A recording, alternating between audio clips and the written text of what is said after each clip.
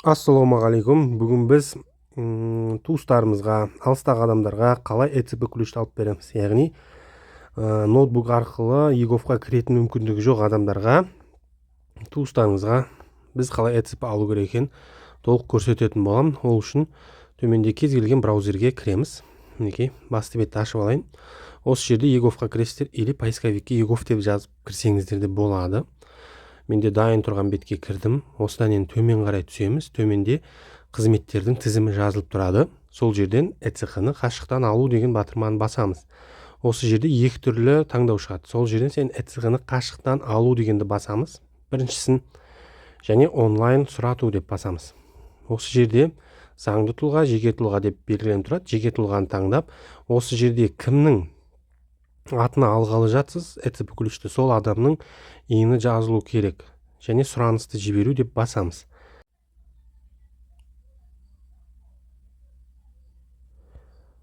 Енді келесі беттің ашылуын күтеміз. Осы жерде мінекей тағы да жеке тұлға, жеке куәлік дегенді басамыз. Ары қарай мына жерге телефон номеріңізді, осы ЕГОВқа тіркелген номеріңізді жазасыз.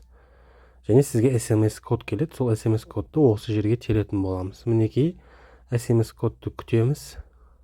SMS код келді. Енді осылай тереміз SMS кодты. Ары қарай өзі автомат түрде кіреді. Енді осы жерде көріп тұрғандарыңыздай QR код пайда болды. Кейбіреулеріңізде QR код емес, қандай да бір видео проверкадан өту керек деген сияқты шығуы мүмкін. Сіздерге QR код шығуын қаласаңыздар, онда жоғарғы жақта бізде камераның, яғни видео камераның эмблемасы тұрады. Сол жерде мінекей міне. Осыны басып, біз камераны өшіріп тастауымыз керек. Міне басқан кезде міне использовать камеру дегенді өшіріп қоямыз. Сол кезде барып бізде мынандай QR код пайда болады. Ал егер ол қосулы тұратын болса, сіздерде бірден ноутбуктың өзінен немесе компьютердің өзінен камераның видео проверкадан қосылып кететін болады, видео проверкаға. Сол себепті оны міндетті түрде біз өшіріп қоюымыз керек. Енді біз осы QR кодты телефон арқылы сканировать етіп, ол жердегі сілтемені керекті адамға жіберуге болады. Сол адам сол сілтеме арқылы видео проверкадан өте алады. Мінекей, сканерді бастым. Осылай жаңағыны көшіріп алам. Жоғары жақта сілтемесі тұр. Осы сілтемені көшіріп алып, кез келген адамға жіберуге болады проверкадан өткізу үшін. Ал міне ол адамға осы сілтеме барған кезде, ол адам осы сілтемені басқан кезде ода жаңадан бір бет ашылады. Сол жерден видео проверка қалай болатынын көрсетемін. Мінекей, мен өзім сілтемені баса салдым. Енді осы жерде бізге қазір төменгі жағында осылай продолжить деген батырманы басасыздар.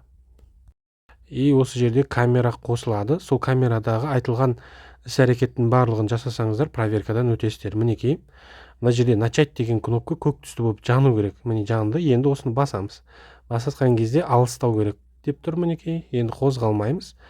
Және жақындаңыз деп тұр. Жақындатып, міне загрузка и обработка видео деп тұр. Бұл кезде бірден орындалмауы мүмкін. Ол сіздегі жарықтың, камераның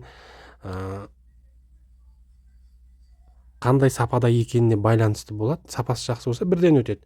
Сапасы жоқ болса бірнеше рет қайталайсыз. Міне бізде жаңағы ноутбугымызда осындай бет ашылды. Жаңағы QR кодтан кейін осы бетке ауысты. Енді осы жерде біз разрешить деп басамыз.